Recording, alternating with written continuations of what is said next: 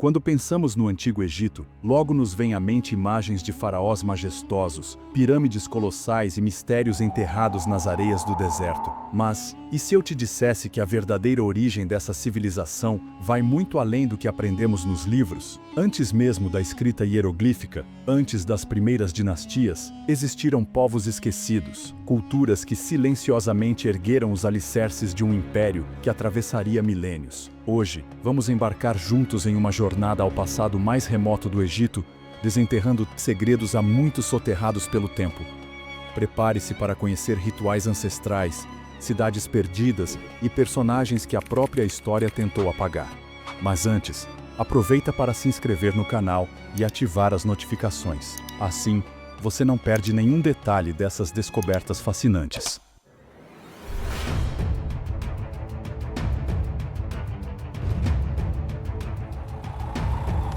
Muito antes das pirâmides se erguerem e antes que o nome Egito sequer existisse, pequenos povos se espalhavam pela bacia do Nilo. Estamos falando de aproximadamente 10.000 anos antes de Cristo, numa época em que o deserto da Núbia, cerca de 800 quilômetros ao sul do atual Cairo, abrigava uma cultura enigmática, Nabta Playa. Os vestígios arqueológicos apontam para uma sociedade avançada para seu tempo, capaz de organizar complexas cerimônias religiosas e, surpreendentemente, dominar a astronomia. Ali, entre as dunas, foi erguido o primeiro cromeleque da região, um círculo de pedras monumentais datado entre 6.100 e 5.800 a.C., o que o torna 1000 anos mais antigo que Stonehenge, na Grã-Bretanha. Segundo o astrofísico Thomas G. Brophy, as pedras não foram dispostas ao acaso. Seus alinhamentos seguem com precisão o movimento das estrelas do cinturão de Órion, em um ciclo que se repete a cada 25.000 anos, antecedendo os equinócios. Mas não foi só o céu que eles cultuavam. Escavações revelaram câmaras de pedra, onde restos de gado sacrificados foram encontrados, cobertos por tetos de argila cuidadosamente trabalhados. Esses sacrifícios podem ter dado origem ao culto da deusa Hathor, que séculos depois seria representada como uma vaca sagrada durante o período dinástico. Em Nabta Playa, portanto, não só a astronomia floresceu, mas também as primeiras formas de religiosidade egípcia. Com o tempo, as comunidades nômades deram lugar a povos sedentários. Entre 5.200 e 4.000 a.C., a cultura Fayum prosperou a cerca de 80 quilômetros do Cairo, em um oásis que até hoje mantém sua fertilidade. Esses povos dominavam a agricultura e estocavam grãos como trigo e cevada em grandes celeiros. Suas casas eram cabanas feitas de cana e cobertas com palha, e além da agricultura, sobreviviam da caça e pesca. Ferramentas de pedra, como machados e pontas de flecha, foram encontradas no local, evidenciando sua habilidade manual e a necessidade de defesa e caça. Mas os avanços não pararam por aí. Por volta de 4.000 a.C., surge no Baixo Egito a cultura merindense. Eles aperfeiçoaram a agricultura e criaram grandes rebanhos de ovelhas, cabras, vacas e porcos, além de domesticarem cães para auxílio nas caçadas e na proteção das aldeias. Curiosamente, suas práticas funerárias também chamam a atenção. Ao morrer, as pessoas eram enterradas em covas rasas,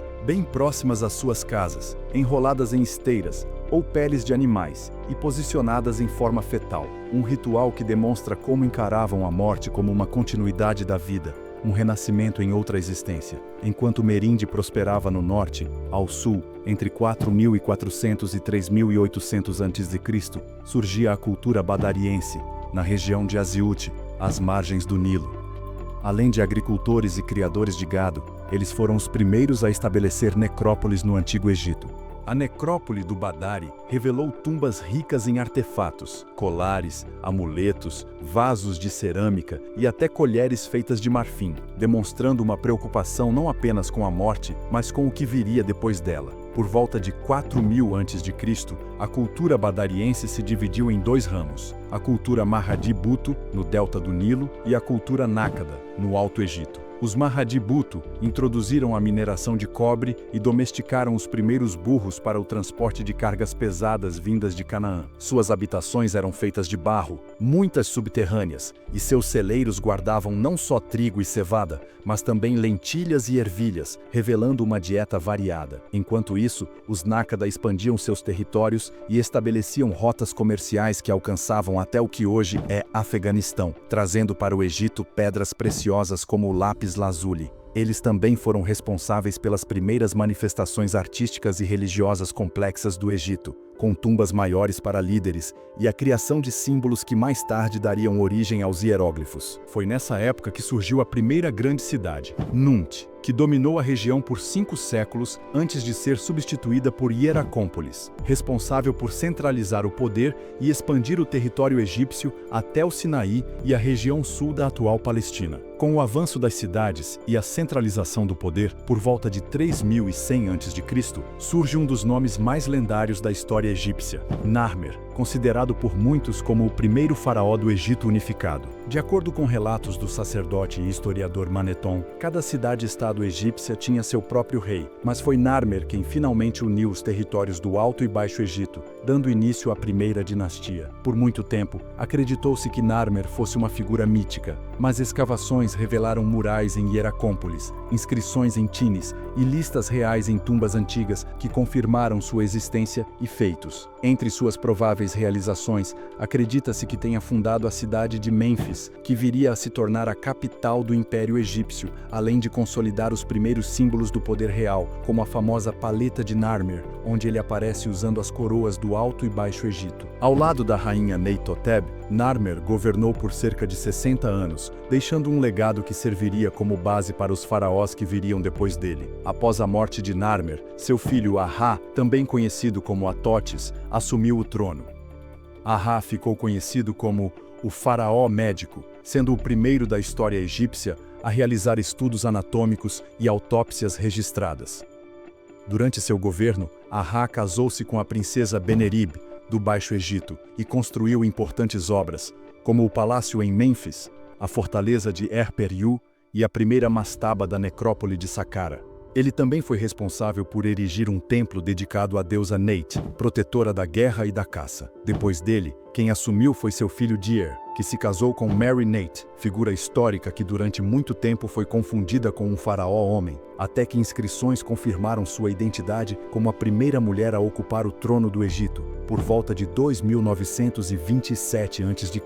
Mary Neit manteve a estabilidade do reino enquanto seus filhos eram jovens demais para governar. Foi ela quem deu continuidade às grandes obras funerárias em Tinis e possivelmente articulou casamentos políticos para fortalecer a dinastia. Porém, a calmaria não duraria. Após a morte de Mary Neit e de seu filho Diet, que governou por 23 anos sem deixar herdeiros, vieram tempos sombrios. Assumiu o trono Adi-Iv, um faraó envolto em mistério. Segundo registros, seu governo foi marcado por revoltas no Baixo Egito e pela perda trágica de seu primogênito, o príncipe Sabu, em circunstâncias suspeitas, provavelmente vítima de um complô. Adi-Iv teria sido enterrado na necrópole de el-Kav, em Ábidos, mas seu corpo desapareceu e até hoje não se sabe ao certo onde repousa. Após sua morte, o poder passou para seu filho Semerjed, um faraó que precisou lidar com uma praga devastadora em seu primeiro ano de governo. Por não ter sido nomeado sucessor oficialmente por Adi-Iv, antes da morte do pai, Semerjed foi visto pela casta sacerdotal como um usurpador. Como se não bastasse, ele ordenou a destruição de praticamente todos os registros e monumentos que faziam menção ao pai,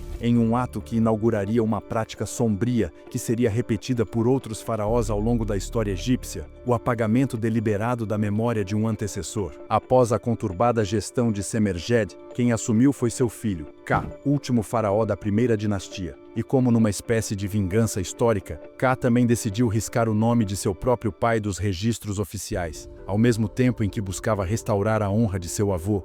Adi-Iv, Ka, reinou por cerca de 26 anos, entre 2853 e 2828 a.C., e seu maior legado foi a criação do primeiro templo funerário dedicado a um faraó, localizado em Saqqara. Até então, os templos eram dedicados exclusivamente a deuses. Com Ka, os faraós passaram a ser venerados como divindades na terra, e o culto ao governante ganhou força. Após a sua morte, o Egito mergulhou em uma guerra civil, marcada por disputas internas pelo poder e pela fragmentação do território, dando origem à Segunda Dinastia e a um novo ciclo de intrigas, batalhas e reconstruções. Assim, encerra-se o primeiro grande capítulo dessa civilização milenar, um período em que ciência, religião e poder se entrelaçaram, dando origem a um império que ainda hoje fascina e intriga o mundo.